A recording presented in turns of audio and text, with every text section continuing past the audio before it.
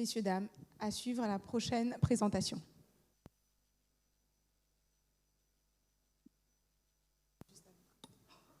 Alors, bonjour à tous, c'est toujours avec grande émotion que je suis là et bon là sans voix tellement que j'ai de l'émotion.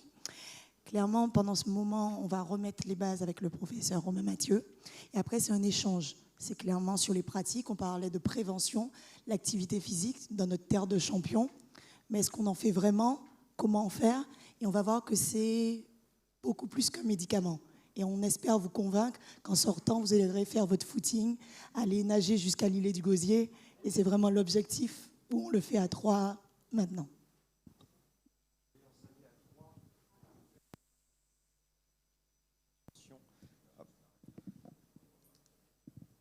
C'est bon.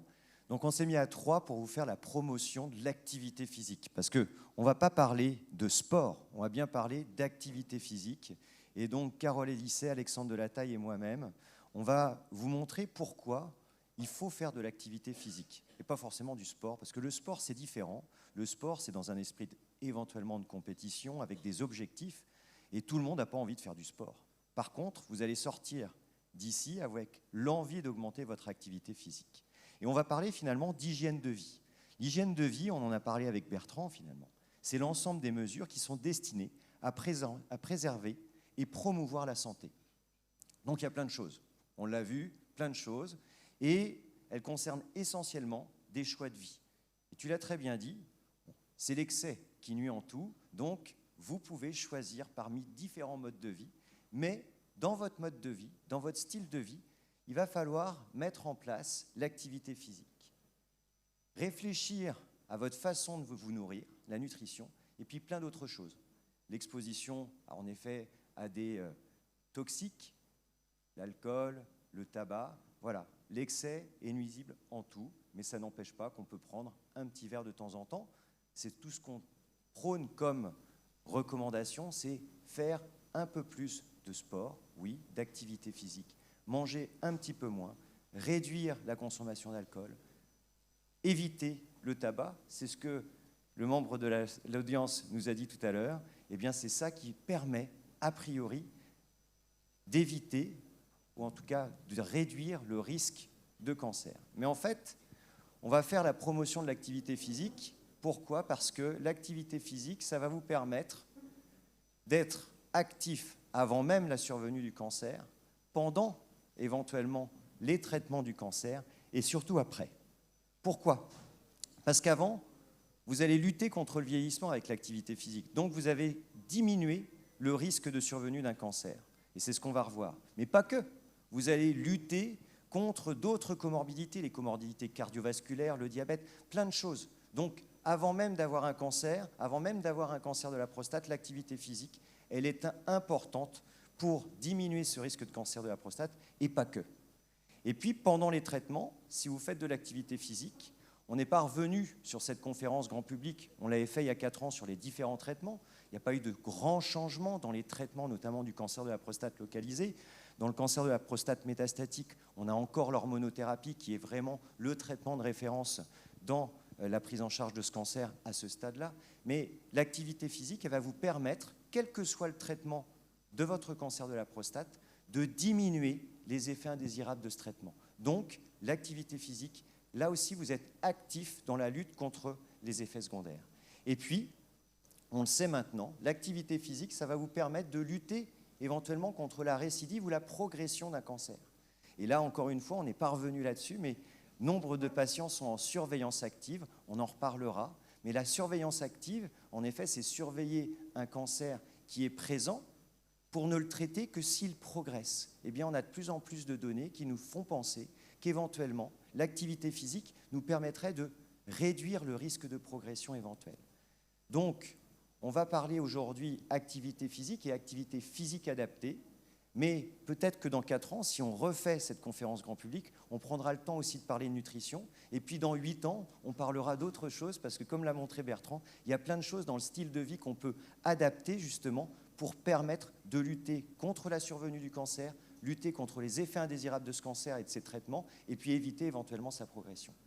Et un élément important, c'est que l'activité physique, qui est cancer ou pas, eh bien, si vous faites de l'activité physique avec les recommandations que je vais vous donner jusqu'à tout à l'heure, quelle que soit la présence ou non d'un cancer de la prostate, que vous ayez un diabète ou que vous soyez en excellente santé, eh bien vous réduisez à 5 ans le risque de mortalité par 2.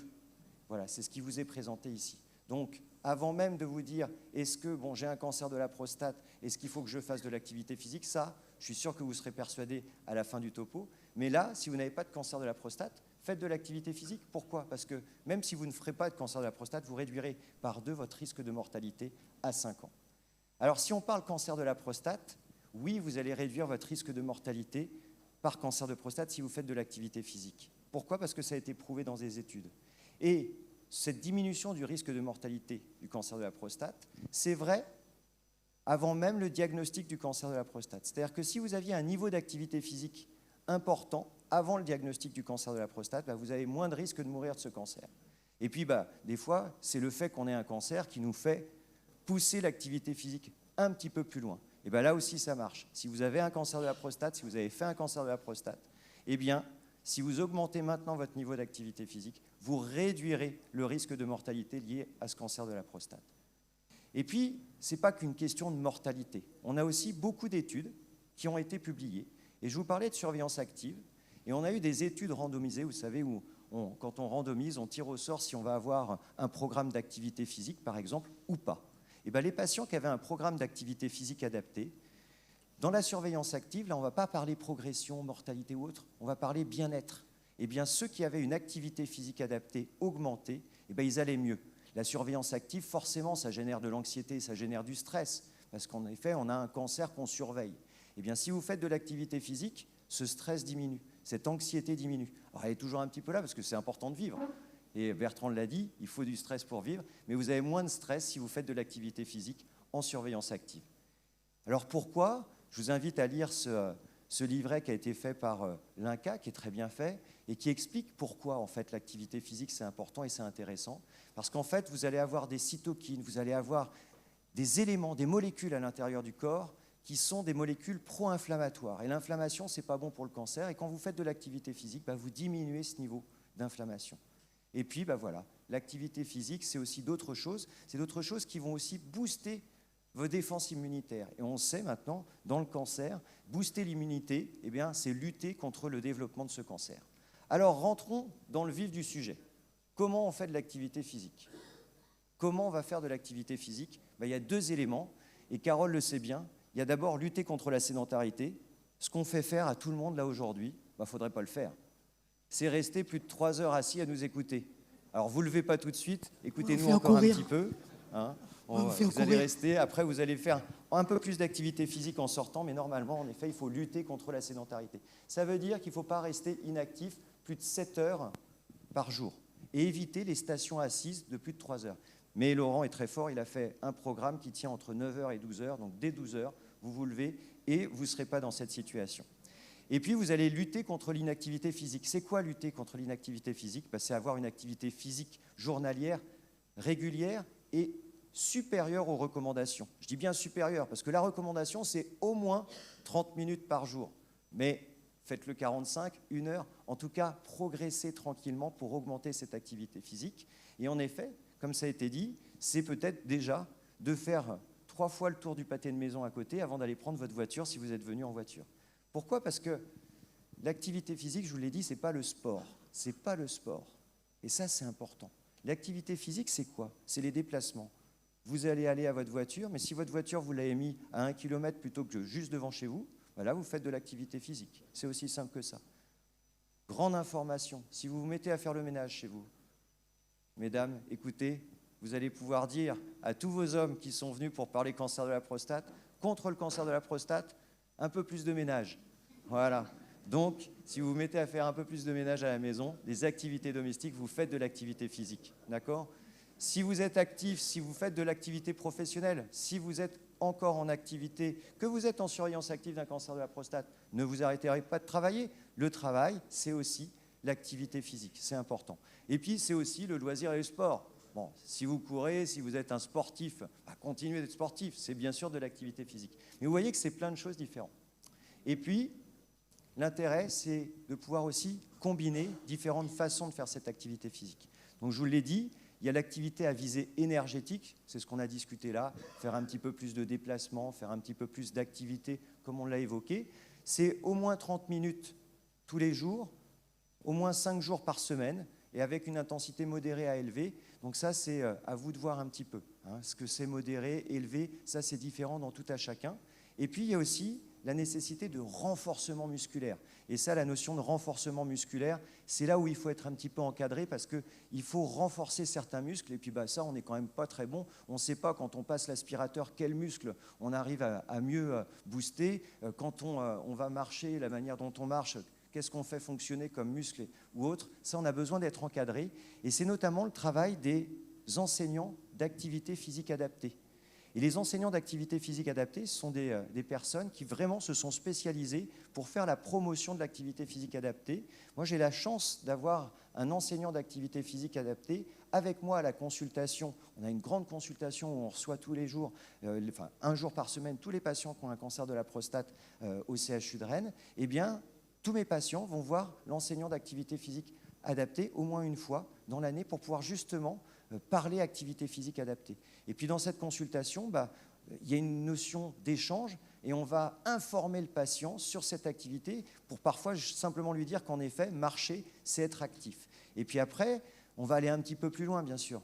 Il va évaluer les capacités de notre patient à pouvoir augmenter l'activité physique et surtout faire du renforcement musculaire un petit peu plus particulier. Et on a mis en place des programmes très simples. Alors je ne peux pas vous montrer aujourd'hui parce qu'on n'avait pas le temps, mais notre enseignant d'activité physique adaptée, il fait de l'activité physique pour des patients qui ont 85-90 ans, avec une chaise et une bouteille d'eau. Et on a tout un programme où en fait, il faut tourner autour de la bouteille d'eau, il faut s'asseoir, se relever plusieurs fois dans la journée de sa chaise. C'est ça de l'activité physique. Par contre, être encadré par un enseignant d'APA, ça vous permet de bien structurer les programmes. Et puis on a remis des objectifs, et puis on remet des informations systématiques. Ça, c'est un exemple de livret qui vous est donné.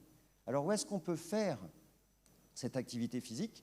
Oui, je vous ai dit, cet enseignement de l'activité physique, ça peut être dans un service d'accueil hospitalier. Et je suis persuadé que Laurent, très vite, va mettre en place un programme d'activité physique parce qu'on en a parlé. Il y a des choses très simples à mettre en place. Et je suis persuadé que dans 1 an ou 2, vous pourrez parler activité physique à la consultation du professeur Brureau. Mais ce n'est pas toujours simple. Alors, il y a des services de médecine du sport qui existent, il faut se renseigner. Je ne sais pas, Pascal, si au CHU, au nouveau CHU de Guadeloupe, il y aura un service de médecine du sport. Il y aura des choses à discuter peut-être à l'avenir à ce sujet-là. Ce n'est pas encore établi, mais comme tout le monde va dire on veut faire de l'activité physique, ça va pousser de ce côté-là.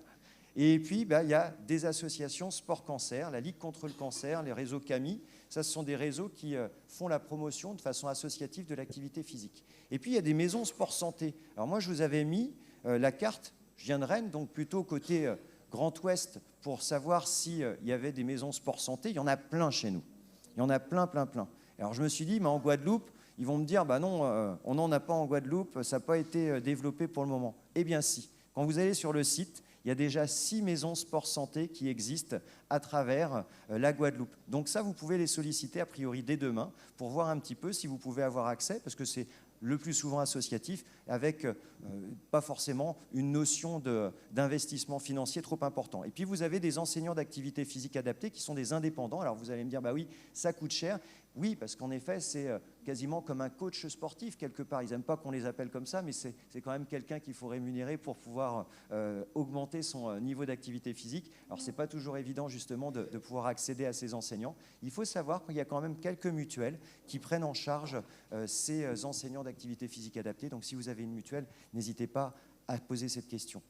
Et puis, peut-être que dans 4 ans, on évoquera la nutrition, mais je vous en parle quand même aussi parce que l'activité physique, ça vous permet d'augmenter bien évidemment votre niveau de dépense énergétique, mais vous pouvez aussi adapter cette dépense énergétique à ce que vous consommez en énergie et en fait avoir un régime assez particulier qui vous permette de, dès demain, diminuer le risque de développement du cancer de la prostate ou en tout cas les progressions et autres. Il y a des facteurs qui pourraient quand même être protecteur, c'est notamment le régime méditerranéen. Et ça, il faut qu'on travaille parce que je ne connais pas le régime guadeloupéen. Ça fait 2-3 jours que je le découvre et qu'il est forcément pour moi très très agréable. Mais il y a peut-être des choses qui correspondent aussi au régime méditerranéen qui permettraient de faire justement quelque chose d'intéressant. Et peut-être que dans quelques années, on vous présentera pourquoi le régime guadeloupéen est intéressant dans le cancer de la prostate.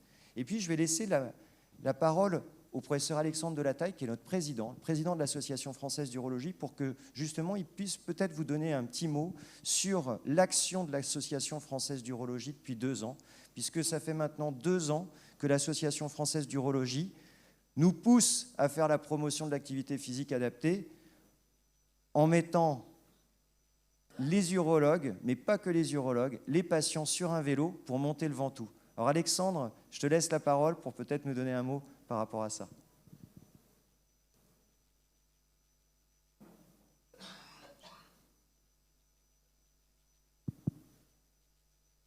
Alexandre, tu nous entends ?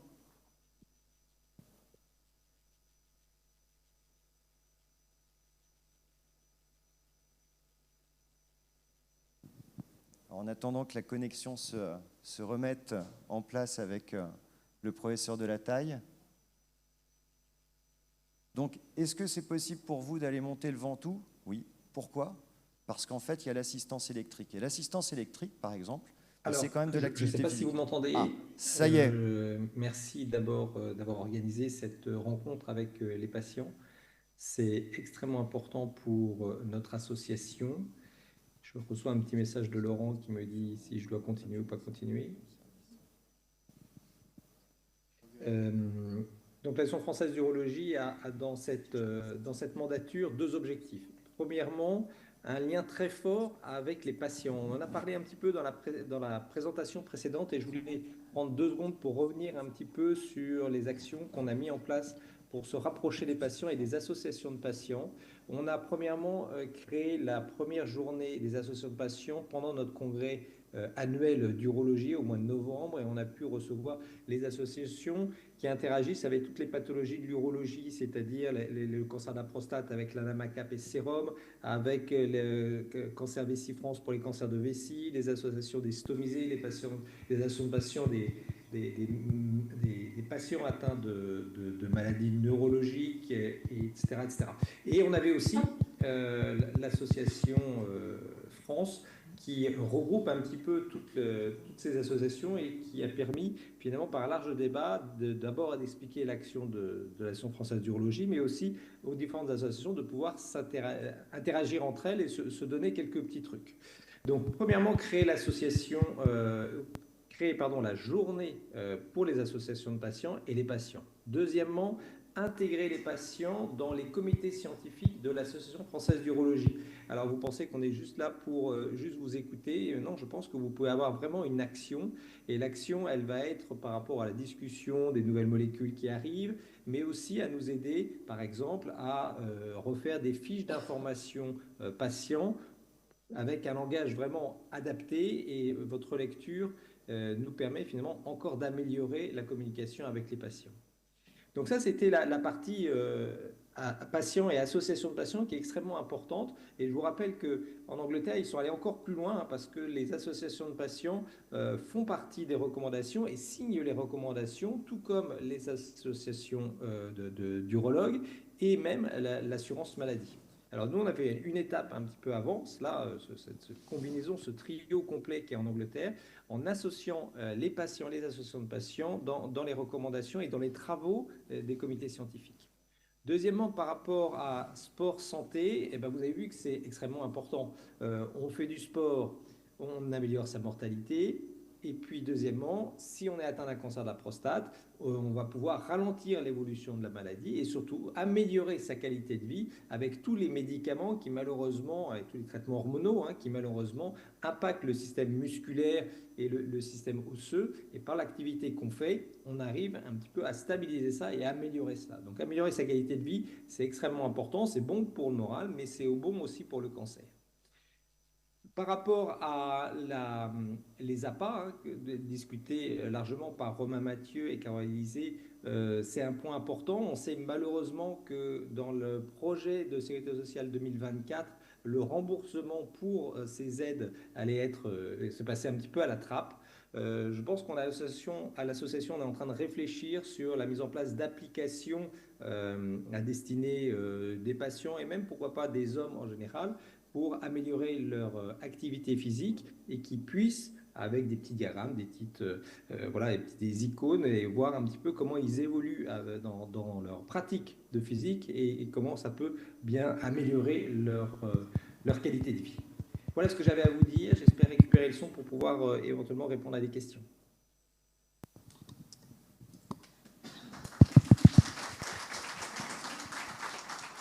On t'applaudit là. On est en train de t'applaudir. Bravo. Alors moi, comme on a dit, on a parlé de démocratie en santé. Et là, je vais vous donner la parole.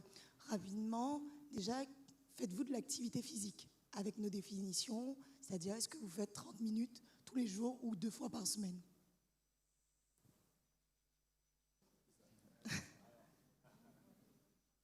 Ok, pas mal.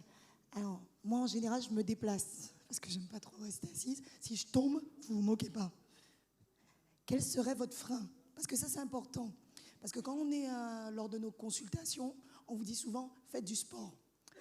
Et après, pour me faire plaisir, le patient va sourire. Il dit, oui, je vais faire du sport, je vous crois. Et quand il part, il dit, ah non, qu'est-ce qu'il veut que je fasse? Je vais marcher, je vais aller chercher mon pain, qui est déjà une bonne chose, mais qui n'entraîne pas suffisamment de dépenses énergétiques. Je vais vous poser la question et je vais faire un tour. Quel est votre frein? Écoutez, c'est une question d'habitude. Et moi, je pense que c'est peut-être une négligence, le fait qu'on se retrouve en bonne santé. On ne voit pas l'utilité. C'est au moment où on se sent en danger, on dit que tiens, il fallait faire du sport. C'est peut-être trop tard. Mais moi, je pense que c'est un plaisir pour moi de vous entendre. Dès demain, je vais essayer quand même de pratiquer certaines choses. Ça, c'est le coup de la consultation, ça. Non, mais je le dis parce que, très franchement, moi, j'en fais pas le sport. J'en fais pas. Mais j'essaie de mettre ma voiture à Pointe-à-Pitre, à l'entrée de Pointe-à-Pitre, et de rentrer à pied à Pointe-à-Pitre. Moi, quand je vais à Paris, je marche beaucoup à Paris. C'est un plaisir pour moi de marcher. Mais c'est une question d'entraînement, c'est une question d'environnement, des amis, avec des amis, la famille, on peut quand même faire beaucoup de choses ensemble, quoi. Et réduire le stress négatif, et de trouver quand même de la positivité pour peut-être apprécier la vie au mieux possible, au mieux possible. Très bien, je vais monter un tout petit peu. Moi, je marche 1 heure par jour et sur 2 à 3 jours par semaine. Aussi, je fais beaucoup de jardin parce que j'adore, pour moi c'est un grand plaisir d'y aller. Également aussi, je prends beaucoup de plaisir aussi pour m'occuper de mes animaux. Ça c'est vrai. Et toucher à la terre, pour moi, c'est un bien. Parce que j'ai l'impression, parce que j'ai eu des problèmes de santé par le passé. Et j'ai vu quand je suis dans mon jardin, je donne à la terre toutes mes zones négatives. Et puis, j'ai l'impression qu'elle me donne quelque chose. C'est exactement ça. Merci beaucoup. Alors, je crois que j'ai encore 5 minutes pour clairement dire. Alors, votre rôle, c'est de pousser déjà le médecin à vous le prescrire. C'est une prescription. Alors, moi, je fais beaucoup d'innovations thérapeutiques. On croit aux nos traitements qui, notamment dans le cancer de la prostate, on donne des années de vie. Notre objectif, c'est de vous donner des bonnes années de vie. Et l'activité physique, c'est déjà le cas. C'est-à-dire juste de faire du sport, vous allez vivre plus longtemps. Donc, vous poussez votre médecin à le prescrire, comme il vous prescrit du Doliprane ou de l'hormonothérapie, il doit vous prescrire l'activité physique. Après, qu'est-ce que je fais? Au début, c'est dur, on ne va pas vous mentir. C'est-à-dire, quand on n'en fait pas, se remettre à faire cette activité physique, on va dire, oh là, attends, c'est mieux dans le canapé, il y a une bonne émission, on est en train de regarder le C-Max, je suis pas mal. Mais non, je fais 5 minutes. Le lendemain, je me dis, je fais 10 minutes. Ensuite, je fais 20 minutes. Et après, vous avez un plaisir, clairement, qui revient. Et ce plaisir fait du bien. Ce plaisir lutte contre les cellules anticancéreuses. Notamment, on en a tous, mais on a un système qui nous permet de défendre contre celle-là. Et l'activité physique vous permet de le faire. Quand on est malade, ça lutte contre ceci. Donc, on est une terre de champions, pas seulement pour nos champions olympiques, etc., parce que chacun de nous, on a cette possibilité. Donc, vous poussez votre médecin généraliste, spécialiste, il doit vous le prescrire. Et il y a toutes les maisons de santé, toutes les associations, moi, en tant qu'ancienne escrimeuse, je vais vous le dire, toutes les associations sportives ont une section sport et santé, la natation, etc. Donc vous n'êtes pas seul, c'est difficile tout seul en disant j'y vais, mais à plusieurs, c'est Grenziri qui a fait Sacdiri, c'est pour ça. Donc clairement, on a 1 minute encore. Une petite question, allez-y. Oui, je voudrais vous dire que l'activité physique, ça, par exemple, un hypertendu, ça va baisser Clairement. sa tension. Exactement. Bon. Et c'est là où vient la prévention, c'est-à-dire tous ces risques cardiovasculaires autres. Et ben, ça n'agit pas que sur le cancer, ça vous met en bonne santé. Et vous avez raison. Et il n'y a pas de limite d'âge. C'est-à-dire, ce n'est pas parce qu'on a 80, 90 ans qu'on ne fait plus d'activité physique. L'activité physique, c'est de 0 à 100 ans, voire au-delà, parce qu'en terre de champion, on est centenaire, au-delà. Donc, il faut faire de l'activité physique. Oui, bonjour. Alors, en ce qui me concerne, je vais demander aux hommes présents ici de venir nous rejoindre à la Ligue contre le cancer. J'ai entendu des activités présentées ici. Moi, personnellement, je fais le sport adapté. Je suis malheureusement le seul homme au milieu d'une vingtaine de femmes. Alors, venez nous rejoindre, chers messieurs, le lundi et le samedi matin en aquagym. Rapprochez-vous, j'ai entendu parler de coups tout à l'heure. Venez à la Ligue et vous verrez que vous n'aurez pas beaucoup à débourser. Merci. Merci beaucoup. Clairement. Et ça, on le voit. Merci d'insister sur ce point, parce que les femmes dans le cancer du sein sont proactives. Elles ont plein d'associations, elles font plein de choses. Et chez l'homme, eh ben, on est tabou, on dit, oh là, pourquoi ça se cache, etc. Il n'y a pas de raison, votre santé vaut tout autant. Donc là, il faut bouger, la Ligue, et là, vous verrez, il y a du lien, il y a de l'élément. L'activité physique libère des hormones. Clairement.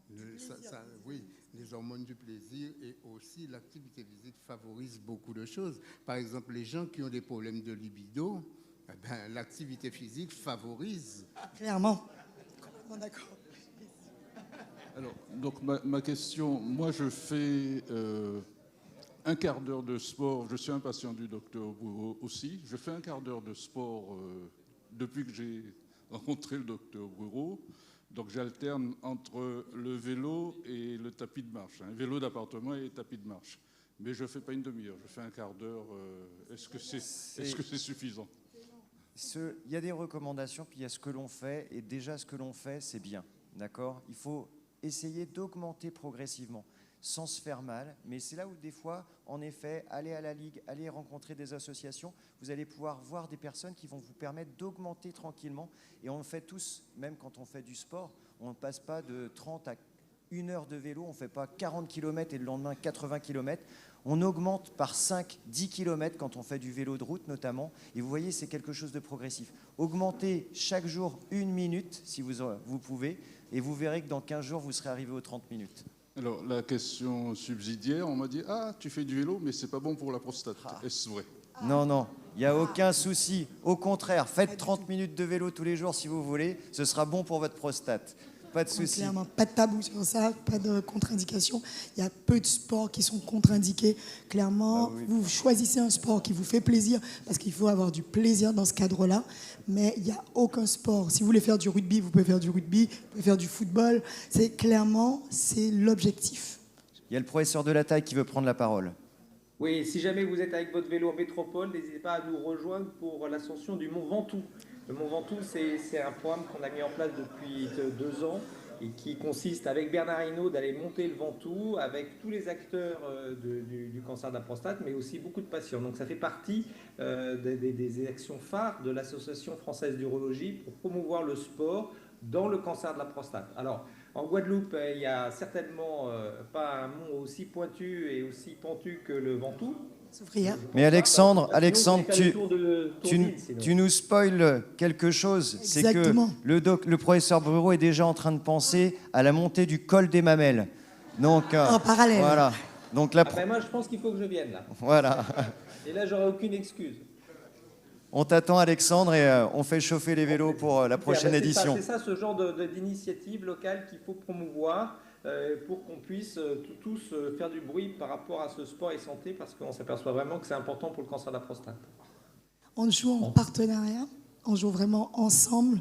clairement, s'il n'y a plus d'éléments de descendance, c'est le médecin qui vous dit, etc., vous êtes clairement acteur. Et nous, on est vos petites mains pour vous accompagner quand le moment est difficile, dès la prévention, le rôle du médecin généraliste, pendant la maladie et après. Donc clairement, on danse ensemble. Il faut parler. Il n'y a pas de tabou, les questions. Est-ce que le cyclisme, c'est dur pour la prostate? Non, ça n'en est pas. Au lieu de partir avec des doutes, je pose toutes les questions. On est là pour ça, on est là pour vous. Je crois qu'on a terminé sur notre créneau. Wow. Oui. Merci, merci Carole. Je pense qu'on peut les applaudir, mais très fort. Merci, ils nous ont rappelé à quel point c'est nécessaire de rester en mouvement, pas que pour le cancer de la prostate, évidemment. Je vous invite à recevoir les intervenantes suivantes. On a parlé tout à l'heure de la femme qui prend soin de sa santé, mais la femme qui prend aussi soin de la santé des hommes. Le cancer de la prostate, ce n'est pas uniquement une affaire d'hommes, c'est aussi une affaire de couple. Et pour ça, je vous propose d'accueillir Madame Catel Roland, kinésithérapeute, qui va nous en parler davantage, qui va nous parler de ça.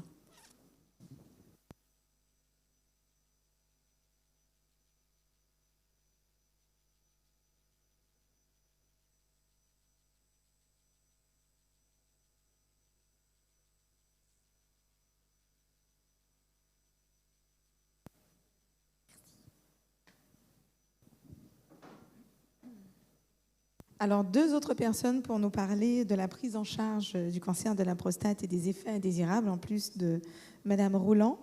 On a Madame Gwenaëlle Dupont, qui est sexologue à Bémao, n'est-ce pas? Et on a le docteur Virginie Roux, qui est urologue au CHU de la Guadeloupe.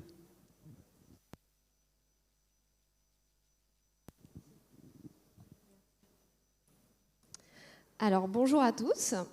Donc, je suis Catel Roland, kinésithérapeute au Gosier. Avant de commencer, voilà, je vous remercie vraiment d'être tous là et je remercie particulièrement le professeur Brureau de me permettre d'intervenir sur le rôle du kinésithérapeute dans la prise en charge autour du cancer de la prostate.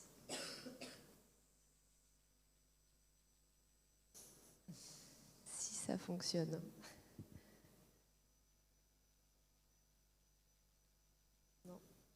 Il doit le mettre. Vous avez quelque chose? Ouais. D'accord.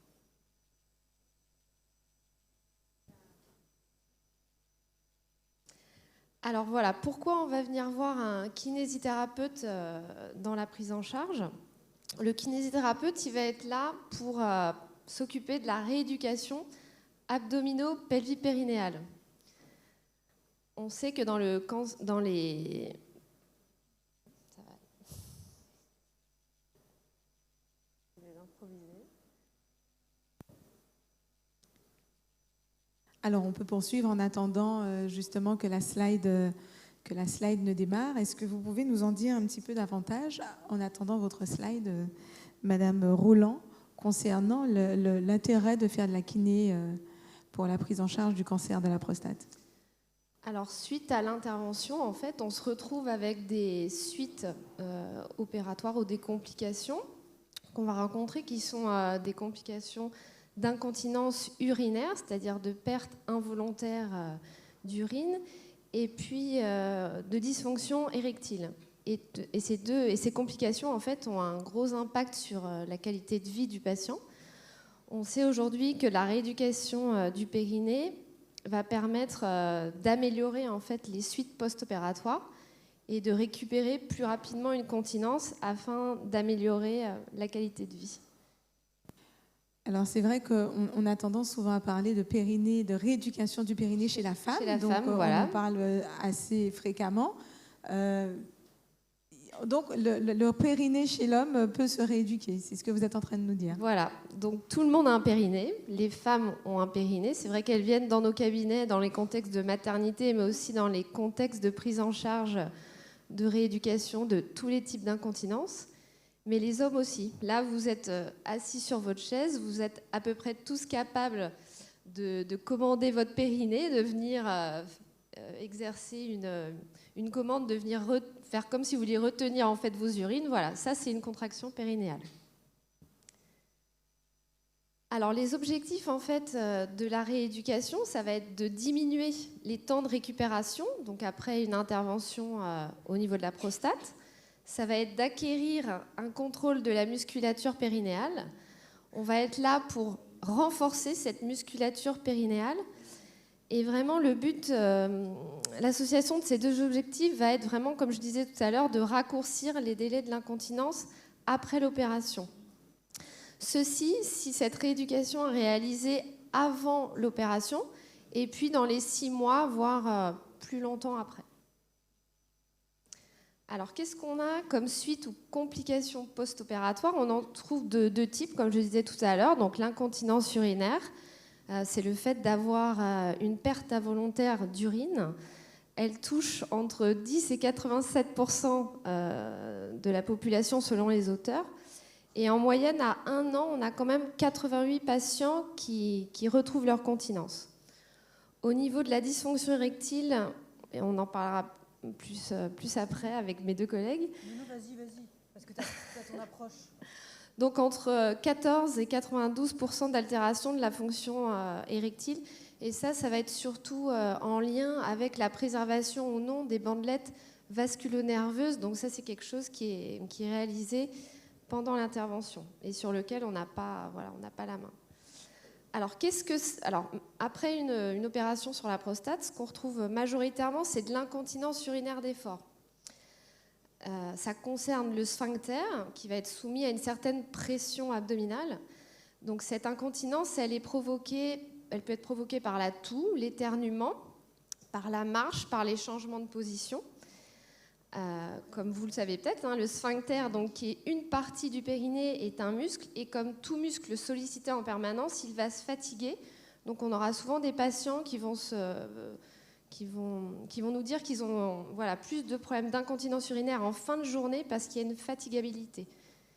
La problématique, ça va être de faire en sorte qu'ils ne se fatiguent pas, ou de moins en moins.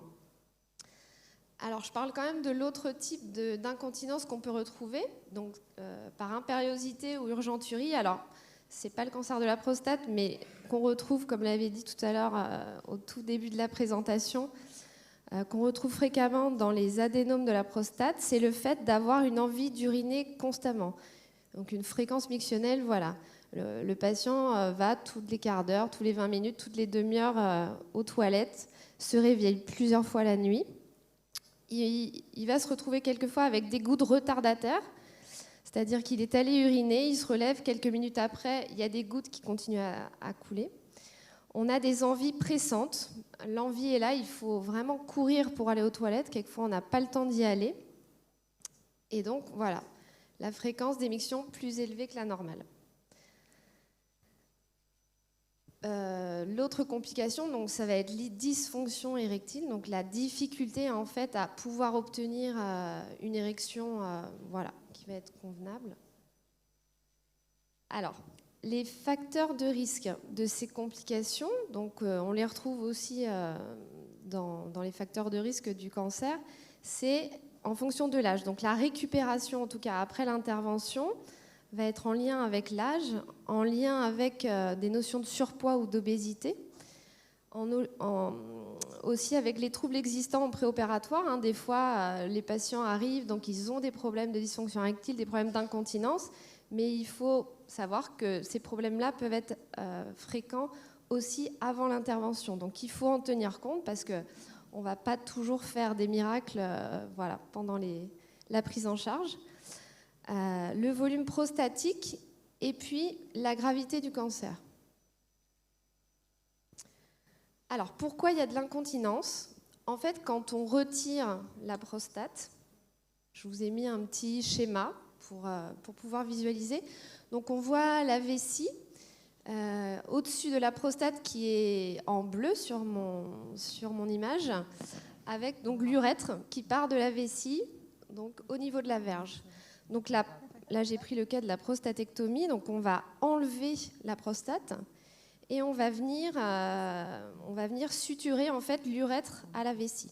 Donc on voit bien qu'entre la première image et la deuxième image, il n'y a plus le même, le même bloc prostatique qui fait un soutien au niveau de la vessie. Donc ça va apporter en fait une fragilité et un manque de force au niveau du sphincter qu'il va falloir travailler en faisant de la rééducation et du renforcement. Alors en France, depuis 2006, on recommande de faire de la rééducation périnéale en préopératoire.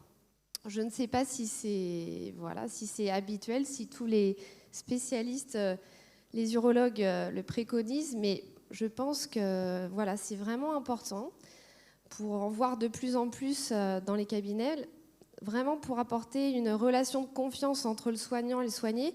Quand on prend nos patients en fait en charge au cabinet, on a vraiment le temps de discuter avec eux. Ils peuvent nous poser les questions, nous exprimer leurs appréhensions.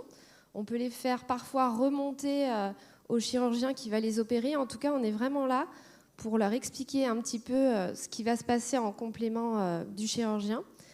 On va les éduquer aussi à leur périnée, donc vraiment leur montrer ce que c'est, leur apprendre à avoir une conscience de leur périnée, à venir le travailler pour que ce soit vraiment bien intégré à leur schéma corporel et qu'après l'intervention, ils sachent un petit peu plus où ils vont. Parce que c'est toujours difficile d'avoir une action sur quelque chose quand avant l'intervention, on n'a pas vraiment compris ce que c'était et pas vraiment ressenti. On va aussi bien insister sur le fait de faire de la rééducation à la maison et d'en faire tout seul, avec des petits exercices tout simples. Et vraiment bien expliquer aux patients, on va le préparer vraiment comme un sportif à une compétition. C'est important d'arriver dans un bon état physique le jour de son intervention. Alors, en quoi elle consiste, cette rééducation préopératoire, qu'on reverra, qui est un peu la même en post-opératoire, mais on va s'entretenir avec le patient, on va lui donner les explications, on va répondre à ses questions. Donc c'est une séance où il va essayer de prendre conscience de son périnée par différentes postures qu'on va lui demander de faire, où il va venir essayer de sentir son périnée. On va éventuellement venir corriger des mauvaises commandes. Des fois, on a des gens qui ne savent pas tout simplement contracter leur périnée, donc vraiment un apprentissage. Et puis, on va venir entraîner ce muscle-là et promouvoir aussi l'activité physique. Mais je reviendrai plus tard là-dessus parce que j'ai aussi une petite diapo.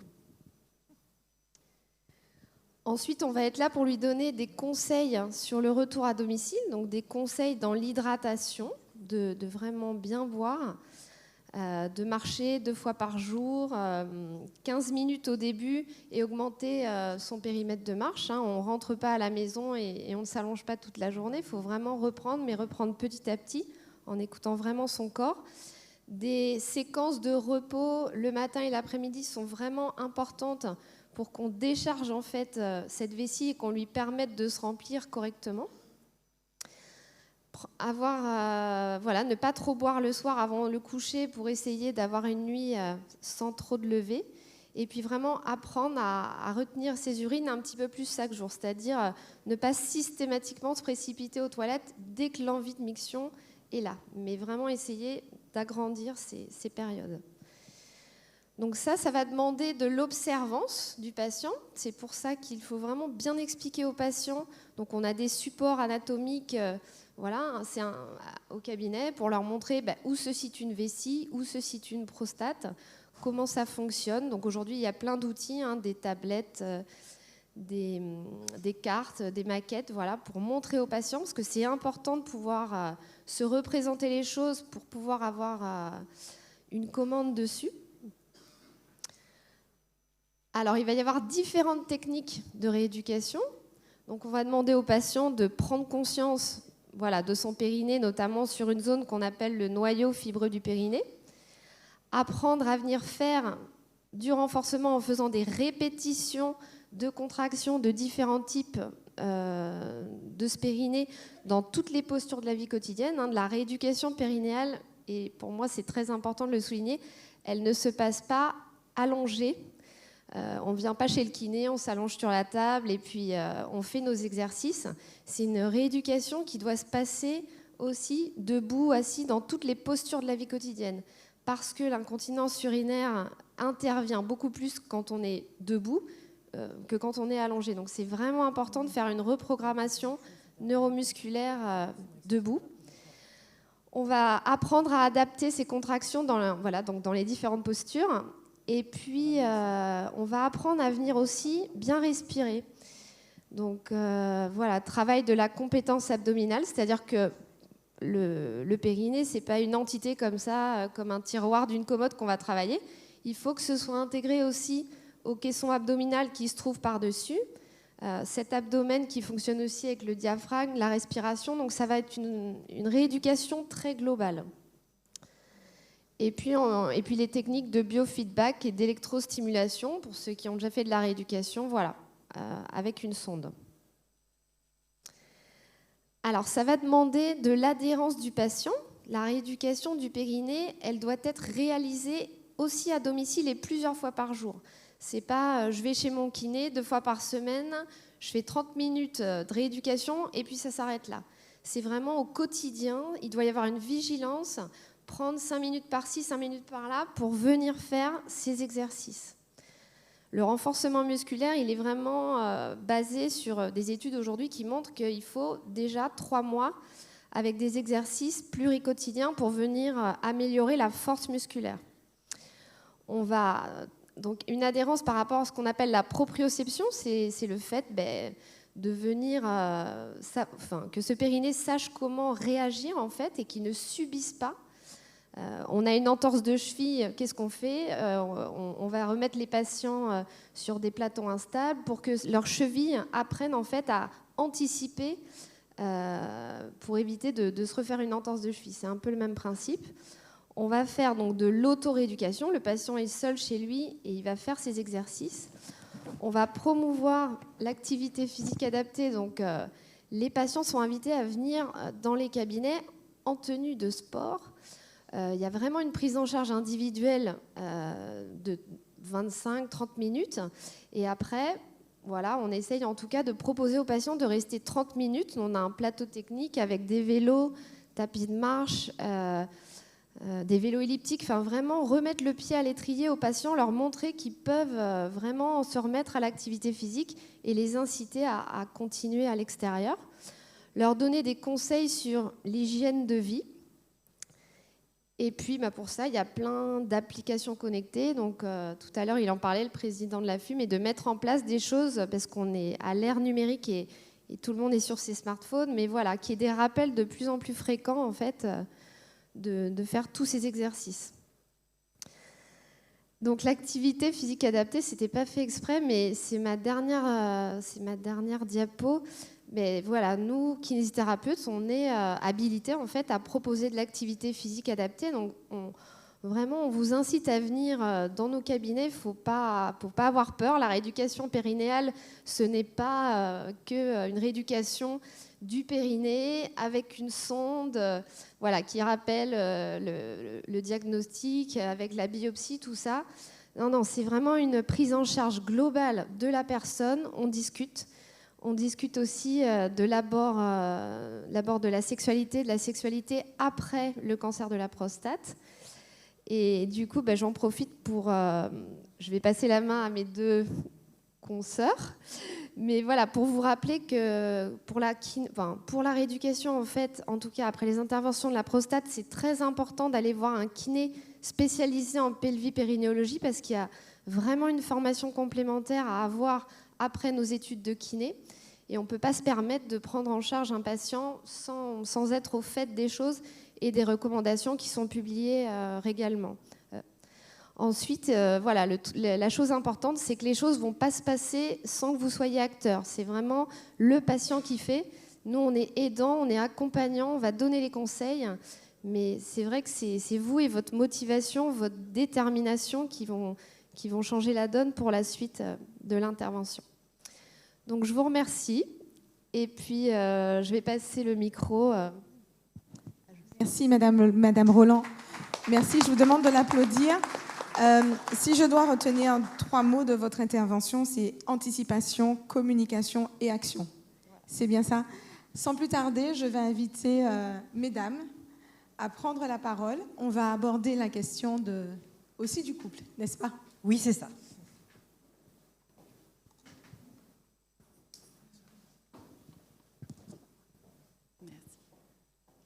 Alors, en attendant que ça se mette en route, donc là, on a beaucoup parlé d'activité physique. Donc là, on va parler d'une autre activité physique, à savoir la sexualité. Alors, pour ce faire, donc je suis accompagnée de Gwenaëlle Dupont. Alors, je me présente, Virginie Roux, je suis urologue au sein de l'équipe d'urologie du CHU de la Guadeloupe. Je me suis orientée sur une prise en charge andrologique dans le service, donc c'est-à-dire je m'occupe beaucoup des problèmes de dysfonction érectile.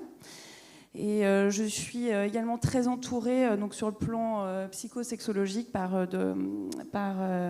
Laurence Kuperweiser, qui est sexologue, qui n'a pas pu se joindre à nous aujourd'hui, et également Madame Dupont qui va se présenter. Bonjour, donc je suis Gwenaëlle Dupont, sexologue, mais je suis aussi thérapeute de couple.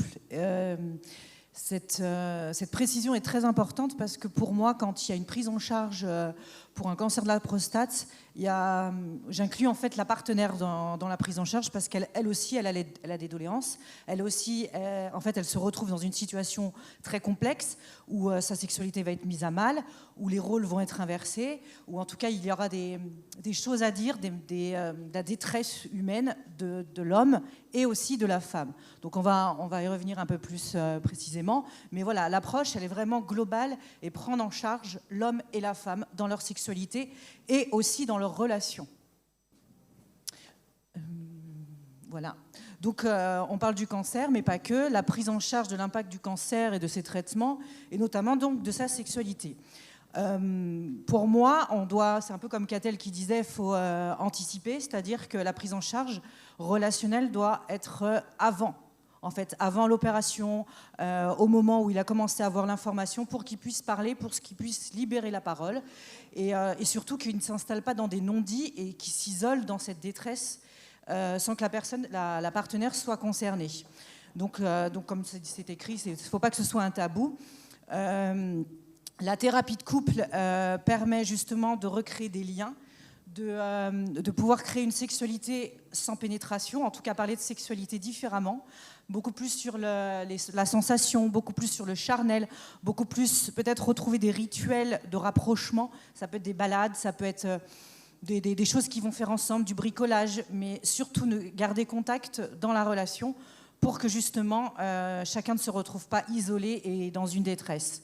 Donc l'objectif est d'améliorer la santé sexuelle du patient, du couple, qui est troublé bien sûr, et évoquer l'impact potentiel des différents traitements et discuter des programmes. Ça c'est plutôt Virginie, puisque c'est plutôt elle les traitements. Donc on travaille en partenariat, c'est-à-dire que voilà, en fonction des patients, elle me les envoie. Alors après ça peut être très long, ça va être du pas à pas. C'est-à-dire peut-être que le patient va trouver que ça va pas assez vite, mais on peut pas aller vite, c'est pas possible en fait. D'abord on va parler des émotions, des sensations, et puis après on va commencer à mettre des choses en place en fonction de ce qui s'est passé. Donc je vais laisser Virginie par rapport au programme. Donc finalement c'est un travail très, très complémentaire, à savoir, moi je vais plutôt intervenir sur le plan organique. Et Gwenaëlle, vraiment prendre en charge les patients et le couple sur le plan psychologique.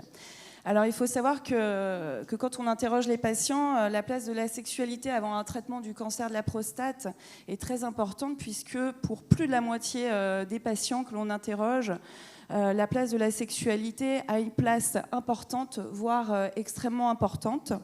Et qu'au moment du diagnostic du cancer de la prostate, la sexualité reste la première préoccupation pour la majorité des hommes. Et donc ceci a un impact très important, puisque à l'annonce du diagnostic, on a quand même 68% des patients qui se disent prêts à ne pas se faire traiter pour pouvoir préserver leur sexualité. Et après, inversement, on a des hommes qui mettent leur sexualité complètement de côté suite à la prise en charge d'un cancer de prostate. Mais vous savez, docteur, je suis malade, j'ai un cancer, moi, ma sexualité, ça ne m'importe plus. Voilà. Donc là, aujourd'hui, on est là pour vous faire passer le message que, bien, on peut avoir un cancer de la prostate, avoir des effets secondaires du traitement de la prostate, mais des solutions existent. Alors moi, il m'est arrivé d'avoir un couple de patients, c'était à la demande de la femme, parce que en fait, il avait plus du tout de libido, plus du tout d'érection, et sa femme était malheureuse, elle en pleurait, elle était obligée de prendre des douches froides pour enlever ses tensions sexuelles, parce qu'il voulait plus donner du tout de sexualité. Et là, il y avait vraiment la détresse de la femme, en fait. Et lui, il voulait rien faire. Il s'est complètement renfermé dans sa non-sexualité, en fait. Et là, la prise en charge, elle est super importante parce qu'il y a cette femme. Alors peut-être que ça va être une éducation sur plus du plaisir personnel, mais que l'homme ne se replie pas sur lui et l'évite, en fait. Parce que très souvent, on peut rencontrer des évitements de la part de l'homme parce qu'il ne veut pas se reconfronter à la détresse de sa femme. Oui, donc il y a c'est ce qui est marqué au moment du diagnostic, le cancer. Donc ce sont des pulsions de mort qui arrivent, c'est-à-dire que on est abattu, il y a une dépression, il y a toutes ces idées négatives qui apparaissent puisqu'on n'est plus dans la pulsion de vie. Et c'est cette pulsion de vie qu'on peut apporter justement dans tout ce qui est thérapie de couple et psychosexuelle, justement pour retrouver un sens dans sa vie, parce que l'homme a été mis à mal dans sa masculinité. Et il faut recréer, en fait, il faut se reprogrammer différemment, en fait, tout simplement. Alors là, on va aborder donc les différents impacts sur la sexualité. Déjà, on peut avoir une atteinte de la libido, hein, donc que ce soit lié au traitement en eux-mêmes, notamment donc l'hormonothérapie. On sait qu'elle est largement responsable d'une baisse de la libido, mais également donc liée à l'annonce du diagnostic et également aux autres traitements. Et cette baisse de la libido est à l'origine donc d'une perte de confiance chez le patient, et avec donc de multiples émotions qui en ressortent, à savoir notamment un sentiment d'anxiété et de culpabilité au sein du couple. Voilà, donc comme disait à l'instant Gwenaëlle, hein, souvent quand on parle de cancer, il y a une association à la mort versus sexualité qui, elle, est plutôt porteuse de vie. Donc ensuite, on a la dysfonction érectile, dont la définition est l'incapacité persistante et répétée d'obtenir ou de maintenir une érection suffisante pour permettre une activité sexuelle satisfaisante. Donc pour pouvoir parler de dysfonction érectile, il faut que quand même le trouble persiste depuis plusieurs mois, hein, à la différence de la panne sexuelle. Et il faut qu'elle concerne plus de 75% des rapports sexuels. Alors, de mon côté, l'abstinence aggrave la situation. Il faut continuer à avoir... Alors, il y a des méthodes pour pouvoir avoir un acte sexuel avec pénétration, même si le pénis n'est pas assez ferme. Donc, ça va être des positions. En fait, ce que je vais récupérer, c'est les requêtes, en fait, les difficultés que vous allez rencontrer, et on va essayer de trouver des solutions ensemble avec ce qui est possible et ce qui n'est pas possible. On va parler du vacuum tout à l'heure, ça reste une solution qui peut être adaptée. Et toujours pareil, c'est-à-dire se prodiguer du plaisir ensemble et pas forcément avec la pénétration. La pénétration, on va dire, c'est la cerise sur le gâteau, mais c'est pas ce qui fait toute la sexualité, c'est s'embrasser, c'est se caresser les parties génitales, s'octroyer du plaisir. On a un corps, en fait, avec plein de terminaisons nerveuses, et en fait, il y a énormément de zones érogènes, et après, c'est à les découvrir. Donc, en fait, c'est une déprogrammation pour se programmer différemment. Donc, ça va être peut-être une éducation sexuelle qu'on va avoir, mais ça va vous enrichir. Et il y en a certains qui disent, en fait, ils ont redécouvert une sexualité différente et encore beaucoup plus intense parce qu'il y a une vraie connexion dans les partenaires, en fait. On va leur demander de sortir de leur zone de confort et donc de créer une sexualité nouvelle. Voilà, trouble de l'orgasme, donc à savoir donc l'anéjaculation, donc c'est-à-dire l'absence d'éjaculation. Donc après une prostatectomie, on n'éjacule plus. Donc ça, il faut bien expliquer cela aux patients, parce que souvent, c'est associé à l'orgasme. Hein, donc on peut avoir un orgasme sans éjaculer. On peut avoir également des troubles à type de douleur au moment de l'orgasme et autres troubles également, on parle de climaturie, c'est-à-dire donc de la perte involontaire d'urine au moment de l'orgasme. Voilà. Donc tout ceci peut perturber donc le couple. Alors, comme on l'a dit, donc des solutions existent. Hein, donc on a une grosse prise en charge psychosexuelle sur le plan psychologique. Et on a également donc, des traitements qui existent. Donc déjà, il faut savoir que la mise en place des traitements après cancer de prostate doivent débuter de manière précoce. Hein. On parle de réhabilitation très précoce, de manière à permettre aux patients de récupérer de manière la plus rapide possible et la plus spontanée possible des érections. Donc, parmi les différents traitements qu'on peut proposer, donc, nous avons les traitements par voie orale, donc les inhibiteurs de la 5-phosphodiestérase. Voilà, donc pour que le traitement fonctionne, il y a absolument besoin d'une stimulation sexuelle, avec notamment donc, des préliminaires, une stimulation. Ces traitements ne sont pas pris en charge par la sécurité sociale, malheureusement, comme beaucoup de traitements de la dysfonction érectile. Autre traitement, donc la crème d'aprostadil. Donc là, cette fois-ci, c'est un traitement local. Donc il s'agit de faire une application intra-urétrale de crème de prostaglandine. Donc c'est un traitement qui est quand même relativement bien toléré et donc qui consiste à s'appliquer du gel dans le canal de l'urètre avant le rapport sexuel.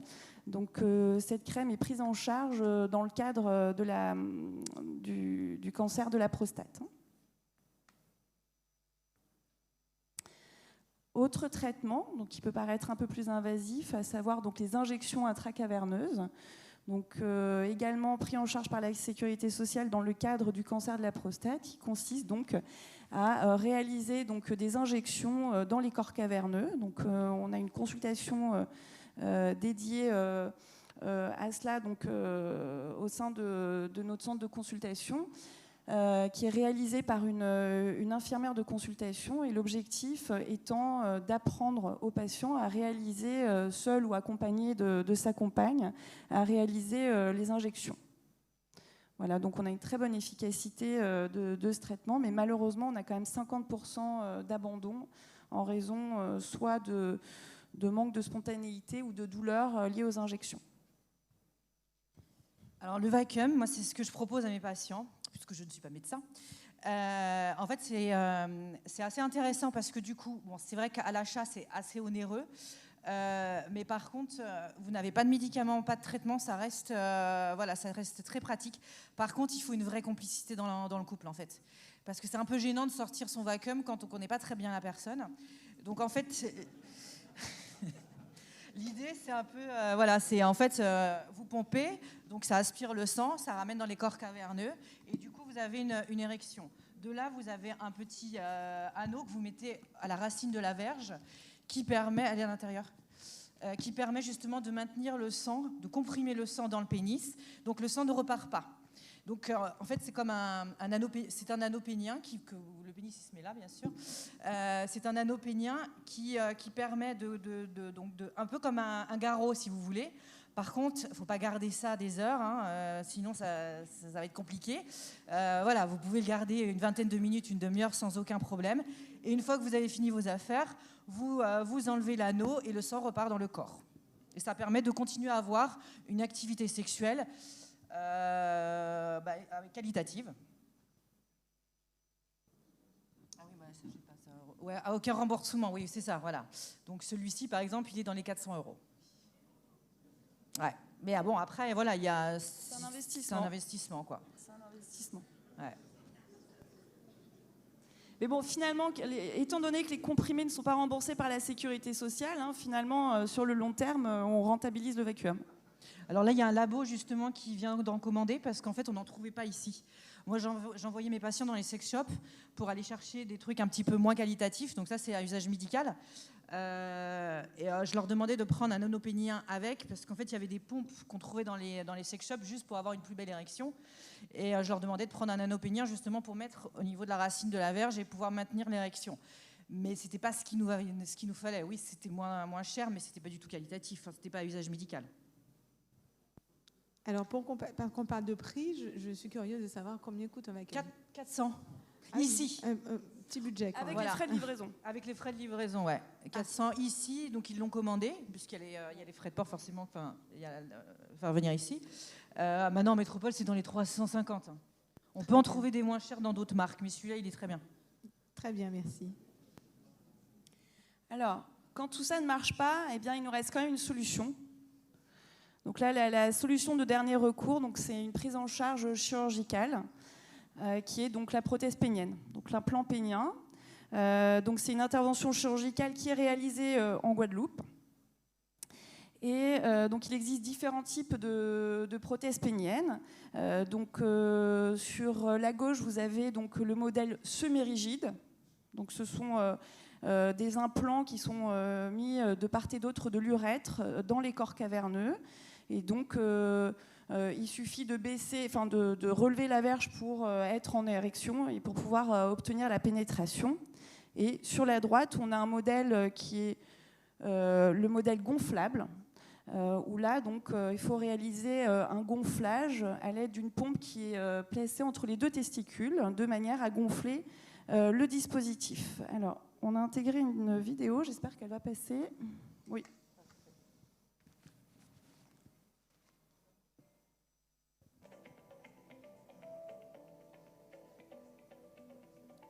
Voilà, donc là, l'intervention chirurgicale consiste à placer un réservoir au niveau de la face latérale de la vessie qui est remplie d'eau. Et pour avoir donc une érection, il suffit donc d'activer à plusieurs reprises la pompe qui est localisée entre les deux testicules. Et le fait donc d'activer cette pompe, ça va vider le réservoir pour gonfler les implants qui sont gonflables. Voilà. Donc l'avantage de cette technique, c'est qu'on obtient des érections de très bonne qualité, quand on veut, de durée souhaitée. Voilà. Donc c'est un dispositif qui normalement ça ne se voit pas. On peut voir la pompe localisée au niveau du scrotum, mais globalement ça ne se voit pas. Et voilà, qui a également l'avantage d'être remboursé par la sécurité sociale. Et je laisse la parole à... En fait, on reprend un petit peu ce qu'on a déjà... En attendant la prochaine diapo, finalement, j'ai une question. Est-ce que la pompe, on la garde combien de temps? Il faut envisager de la changer au bout d'un certain temps? Très bonne question. Donc c'est un dispositif qu'on laisse en place et qui a une durée de vie. Donc au bout d'un certain nombre d'années, se met à dysfonctionner. Et à ce moment-là, on fait ce que l'on appelle une révision chirurgicale, où là, on va remplacer le dispositif. Voilà. Mais normalement, quand la prothèse fonctionne bien, on va intervenir uniquement pour la changer lorsqu'elle se met à dysfonctionner. Voilà. Autre risque, c'est quand même le risque d'infection lié à cette intervention, et auquel cas, là, dans cette situation-là, il faudra retirer le dispositif. Alors, il y a quelque chose que je voudrais rajouter en conclusion, qui est très important. En fait, c'est de pouvoir parler de sexualité avec son médecin et se faire aider par des personnes compétentes. C'est indispensable, en fait, pour justement ne pas rester avec des tabous, des non-dits qui vont faire que vous allez non seulement la maladie à gérer, mais en plus, vous avez toute votre vie qui change complètement, en fait. Donc vous êtes obligé, enfin vous n'êtes pas obligé, non. C'est mieux de pouvoir en parler avec votre médecin. Après, il existe des questionnaires justement pour savoir comment était votre sexualité avant, comment c'est aujourd'hui, qu'est-ce que vous avez perdu, qu'est-ce que vous avez gagné, et votre partenaire. Enfin voilà, il existe plein de questionnaires comme ça, ce qui va vous permettre justement de poser des mots et du coup de trouver des solutions. Il n'y a pas que la maladie, il y a aussi votre santé sexuelle qui est très très importante. Merci. Merci beaucoup. Merci, mesdames. Est-ce qu'il y a des questions?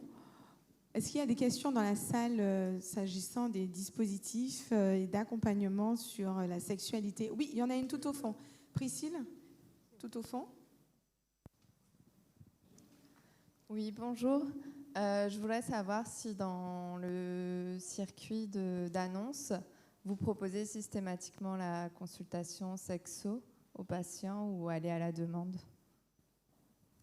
Alors, on n'a pas de... Non, on la propose pas de manière systématique, mais en tout cas, on aborde systématiquement le thème. On a quand même beaucoup de patients qui n'osent pas parler de sexualité, hein, malheureusement. Si je peux rajouter un mot, en fait, ça ne fait pas partie du dispositif d'annonce, mais on peut déjà l'évoquer avec les patients, évidemment. Mais on a un projet de circuit d'éducation thérapeutique qui va intégrer cela prochainement, j'espère. Dès l'annonce du diagnostic, le patient sera mis dans un circuit en parallèle pour justement aborder le bien-être, activité physique adaptée, sexualité, etc. Une autre question, juste, monsieur? Oui, bonjour tout le monde. Et puis j'aimerais vous adresser, m'associer aux compliments qui vous sont adressés, bien sûr. Sauf qu'il y a quelque chose dont on n'a pas parlé, c'est l'accès des potentiels concernés par le cancer de la prostate, ou des problèmes de prostate en tout cas, l'accès aux urologues. Je ne sais pas si le problème est étendu sur toute la Guadeloupe. Moi, j'habite Basse-Terre. Alors, depuis le 5 octobre, je cours après un rendez-vous. J'ai eu un rendez-vous avec M. Collangean, prévu le 1er février 2024. On m'appelle vendredi pour me dire qu'il est reporté au 29 février. Heureusement que ce n'est pas le 30. Bon, alors, il y a peut-être de belles déclarations, de belles intentions. Qu'est-ce qu'on fait des patients qui ont besoin de rencontrer des urologues ici en Guadeloupe? Merci. Je vais répondre un peu. Alors déjà, le médecin traitant qui fait déjà un premier tri, par exemple le dépistage, il peut être fait par le médecin traitant.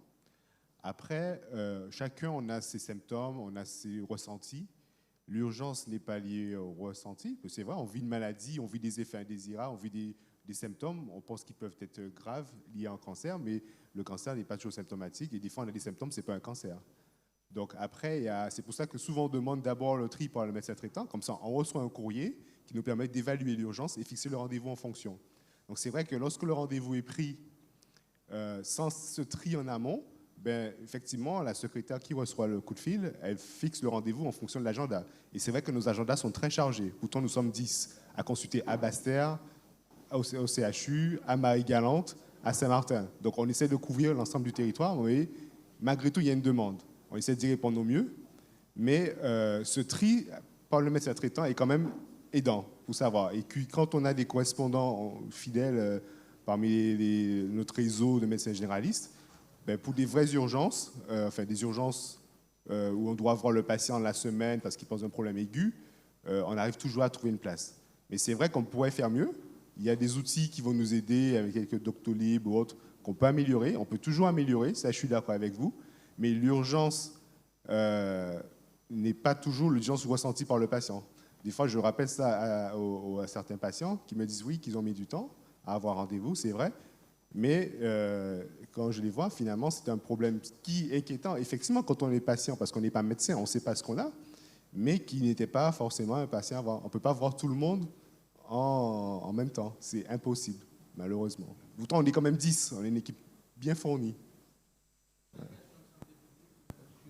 Si, mais on ne peut pas... En fait, ce que je veux vous dire, c'est que même si on est 20, 30, le problème se posera toujours. Parce qu'il y aura toujours l'encombrement des consultations. Parce que tout le monde veut un rendez-vous rapidement, ce qui est impossible en réalité, en fait. Même dans voilà ce que je veux dire.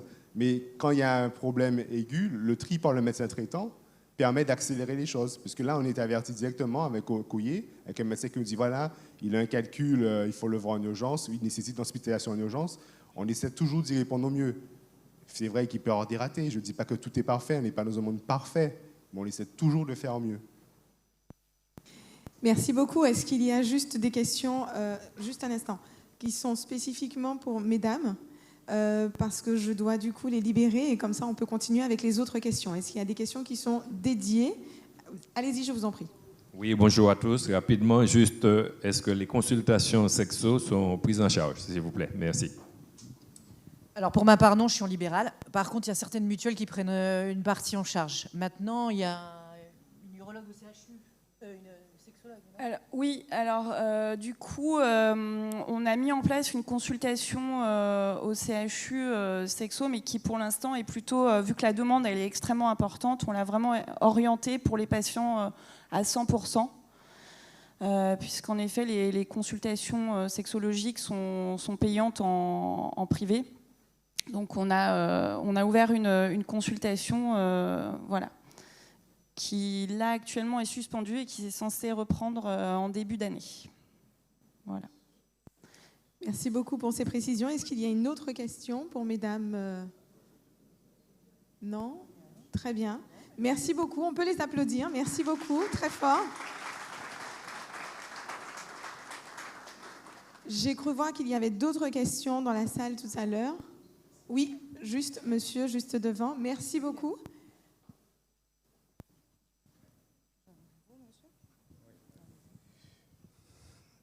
Je fais partie d'une association qui milite, qui s'appelle l'Association de lutte contre les toxicomanies en Guadeloupe et l'association Ligue Vie et Santé Guadeloupe. Il nous arrive de parler de prévention. Et lorsque nous parlons de prévention, j'ai entendu M. Elisabeth dire tout à l'heure que les personnes, certaines personnes ayant le cancer de la prostate ou ne sachant pas, se tournent vers les remèdes rasiers. Cela m'a fait bondir. Mais effectivement, moi, mon père a eu un cancer de la prostate. Mon grand-père a eu un cancer de la prostate. Mon oncle a eu un cancer de la prostate. Voyez-vous? Et en ce qui concerne les prescriptions médicales que vous faites, vous avez étudié en médecine, pas la médecine traditionnelle, mais la médecine allopathique. Et cette médecine allopathique, elle a le vent en poupe et elle prescrit pas mal de molécules. Mais qu'est-ce que vous, en tant qu'urologue, au CHU de la Guadeloupe et ailleurs, est-ce que vous vous êtes penché sur nos pratiques ancestrales? Les molécules, les remèdes rasiers que nos parents ont utilisés et que beaucoup de personnes, peut-être qui sont dans la salle, en Guadeloupe, utilisent par rapport à ce cancer de la prostate lorsqu'ils sont diagnostiqués. Qu'est-ce que vous pensez? Oui, je comprends tout à fait la question. Et c'est une question qui revient souvent à chaque consultation où j'ai chaque fois une liste nouvelle de produits que moi-même je découvre. Pourtant, je suis né ici, je connais quand même quelques plantes. En fait, il faut distinguer plusieurs choses. Déjà, comment préparer ce remède rasier? Parce que si vous faites une décoction, si vous faites une infusion, ce n'est pas la même dose que vous allez délivrer. Donc, ce même produit qui peut avoir des effets bénéfiques si vous faites une infusion ou une décoction peut devenir toxique dans une autre forme de préparation. Ensuite, savoir dans quel but vous le prenez. Souvent, en matière de problèmes de prostate, on prend quelque chose, en général, quand on a un symptôme. Vous prenez un ifragan quand vous avez mal à la tête. Vous prenez une pommade de gel, une ifluril quand vous avez une tendinite. Eh bien, c'est pareil, en fait, pour la prostate. Vous avez des troubles urinaires, vous avez quelques jets, difficultés à uriner, vous levez souvent, vous prenez ces plantes, et effectivement, elles apportent un confort urinaire. Donc, ça vous rassure, parce que ça a traité un symptôme. Mais est-ce que traiter ce symptôme prévient du cancer de la prostate? Ça, je ne peux pas vous répondre parce que je n'ai pas la preuve. Et la médecine est basée sur des preuves. Les preuves, comment on les fait? Avec des études. C'est-à-dire que si on prend 500 patients de côté à qui on donne les plantes et 500 à qui on ne donne pas les plantes, et on regarde à 10 ans combien on fait des cancers de prostate, peut-être dans 10 ans, je pourrais vous répondre. Mais au jour d'aujourd'hui, je n'ai pas la réponse. Parce qu'il faut un niveau de preuve. On ne peut pas dire des informations juste sur des cas. Si j'en fais un cas, avec un cas, je peux en faire une généralité. C'est ça, en fait, le vrai problème. Et en matière de problèmes prostatiques, là, il y a confusion. C'est pour ça que vous avez le petit livret que vous avez remis, qui reprend les choses, entre la confusion, entre l'hypertrophie et le cancer de la prostate. Ce sont deux pathologies qui arrivent en même temps, à peu près, autour de la cinquantaine. et une qui peut donner des symptômes, qui n'est pas grave, c'est l'hypertrophie, et dont souvent les plantes, parce qu'il y a des propriétés effectivement contre l'hypertrophie dans ces plantes, le pépin-de-cauge, il y en a plein, corde à serpent, il y en a une flopée, qui sont efficaces sur ça, mais qu'il ne faut pas considérer au jour d'aujourd'hui, peut-être que dans 10 ans, je vous dis autre chose, mais en tout cas, au jour d'aujourd'hui, en l'état des connaissances, qu'il ne faut pas considérer comme une chimioprévention du cancer de la prostate. Donc, vous pouvez les prendre. Personnellement, moi, ce que je dis à mes patients, c'est que je n'ai rien contre, parce que même si je vous dis de ne pas les prendre, vous allez les prendre. Donc, prenez-les, mais suivez les conseils du médecin. Continuez à faire le dépistage. Si vous avez un traitement pour le cancer de la prostate, continuez à le prendre. Et attention aussi aux effets d'interaction, parce qu'on ne connaît pas toujours les interactions.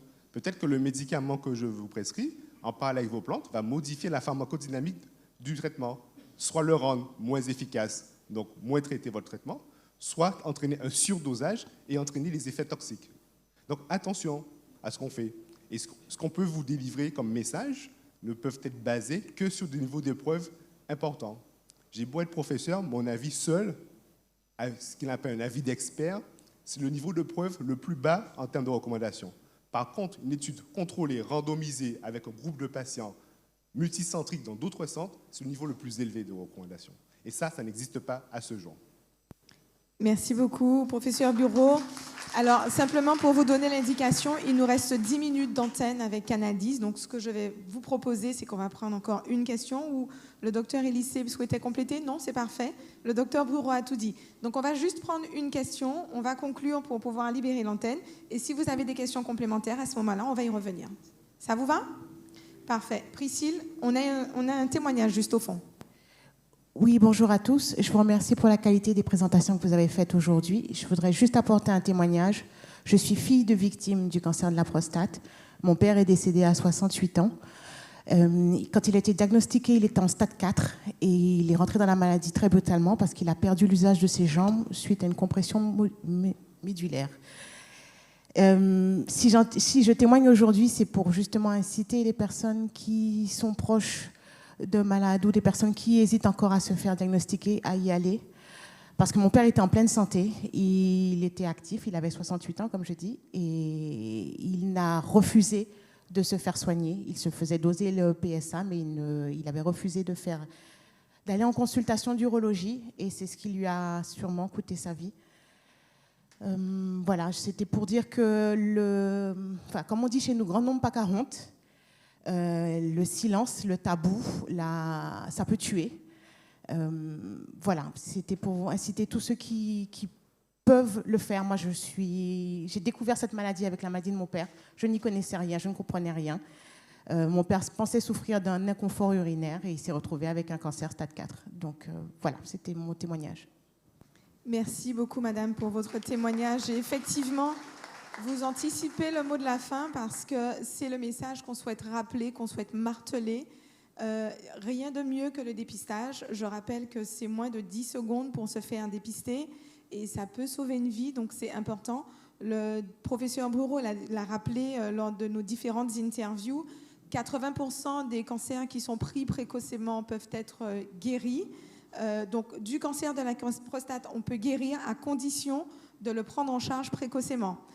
C'est le moment pour moi maintenant de remercier l'ensemble de nos partenaires qui se sont mobilisés à nos côtés pour faire de cet événement ce que je pourrais appeler une réussite, en tout cas eu égard au nombre de personnes dans la salle et d'autres personnes qui sont venues, qui n'ont pas pu rentrer dans la salle parce que c'était complet et qui n'ont pas eu la démarche de s'inscrire. Si elle me le permet, docteur Hetzel, je vous demande de bien venir à nos côtés pour pouvoir vous faire ce petit mot, ainsi que monsieur Dr Jean-Qui, monsieur Camille Elisabeth. Je vous demande de venir à nos côtés parce que votre présence a permis d'organiser un événement de cette qualité, et ainsi que nos partenaires laboratoires, bien sûr, qui ont aidé à l'organisation de cet événement. Donc, je vous demande de bien vouloir faire un petit mot de la fin et peut-être un autre rendez-vous avec l'équipe CEMACT. Très bien. Alors, c'est vrai que je vais parler au nom du président Losbar, président du conseil départemental, en tant que vice-présidente en charge de la santé publique.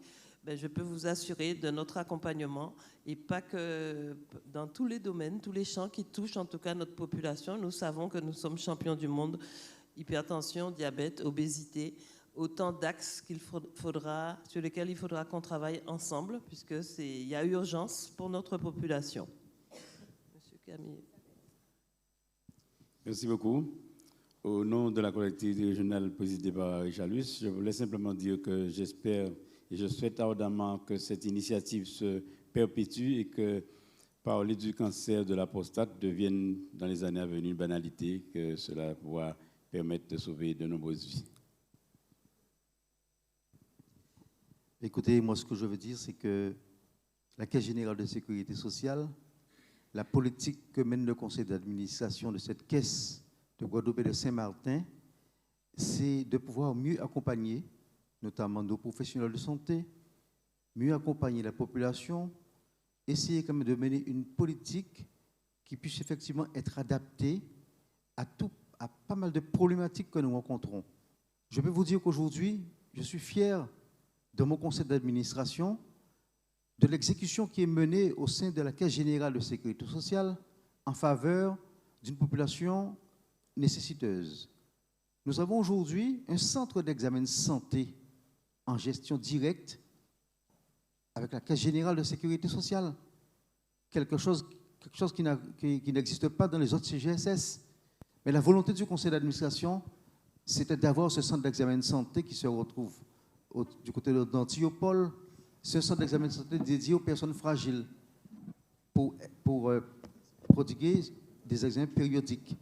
Donc, il faut de la prévention et toujours de la prévention. Vous savez, nous avons une caisse générale de sécurité sociale.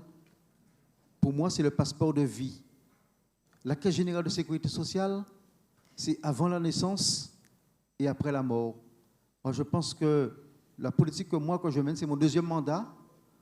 Nous essayons quand même politiquement, de travailler dans l'intérêt général avec tout le monde et pouvoir satisfaire au mieux. Et pour ça, on vous en remercie, Monsieur Janqui. Merci beaucoup. Merci. On va remercier le professeur Brureau ainsi que l'équipe qui a travaillé, qui a œuvré à ses côtés pour la mise en place de ce comité scientifique. J'appelle le docteur Carole Élysée, Romain Mathieu, et puis permettez-moi de vous présenter d'autres personnes qui nous ont fait l'honneur, bien sûr, et qui nous ont fait l'honneur de participer à cette conférence. Docteur Laurent Brureau, s'il vous plaît. On peut applaudir, hein? On peut applaudir très très fort.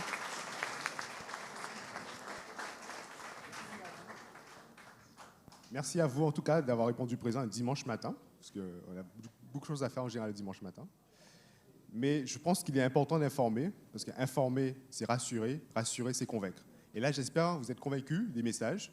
Il y a un problème de santé publique, c'est vrai, mais qu'on peut prendre en charge, qu'on peut guérir, qu'on peut même prévenir en faisant de l'activité physique et peut-être la nutrition. Peut-être dans 10 ans, je peux peut-être vous dire sur les plantes locales. Pour l'instant, je ne peux pas y répondre. Mais les messages, je pense qu'il faut qu'ils soient clairs. Et il y a mieux que le dépistage. Et s'il y a un diagnostic, on peut le prendre en charge. Vous avez vu, en plus, même avec les troubles sexuels ou des continences, il y a des solutions. Donc, il n'y a jamais de cause perdue. Et nous, en tout cas, dans l'équipe d'urologie CHU, on essaie de répondre toujours présent. J'entends le message, j'ai entendu le message, j'ai écouté votre message avec attention, de dire que voilà, on pourrait encore faire mieux, c'est vrai, on y travaille. Mais voilà. Moi aussi, je vois, quand on a des consultations qui débordent, des fois les secrétaires s'arrachent les cheveux parce que les patients râlent en salle d'attente parce qu'ils attendent 1 heure. Donc après, il faut savoir ce qu'on veut. On veut rendez-vous, quand on rajoute, il faut accepter l'attente aussi en salle d'attente. Donc je tiens à remercier justement au quotidien tous mes collaborateurs médicaux, les plus jeunes, les plus anciens, l'équipe paramédicale, que ce soit les infirmières, les aides-soignantes, les ASH. S'il n'y a pas d'ASH pour nettoyer le sol, vous ne serez pas bien accueillis. Donc c'est important, tous les corps de métier. Les secrétaires, justement, qui essaient de trouver toujours une place pour les patients, de rajouter. Des fois, je dis que j'ouvre un créneau et 15 jours, il est déjà rempli, en fait. Parce qu'il y a une demande, c'est vrai. Donc on essaie d'y répondre, mais il faut qu'on soit aussi au bloc, il faut qu'on soit aussi à la fac, faire l'enseignement, il faut qu'on soit aussi au labo de recherche pour faire avancer les choses. Donc on ne peut pas être partout. Voilà, donc en tout cas, je vous remercie pour la participation. Je remercie les orateurs qui ont fait le déplacement, et les orateurs locaux aussi, parce qu'il y a des compétences locales. Et vraiment, je pense que le public aujourd'hui repartira avec un message clair. Et en plus, vous avez le petit guide qui vous est remis comme pense-bête. Et vous pouvez distribuer autour de vous. Merci à tous ceux qui beaucoup. nous ont suivis sur Canal 10. À très bientôt pour une nouvelle édition du CEMAC Cancer de la prostate.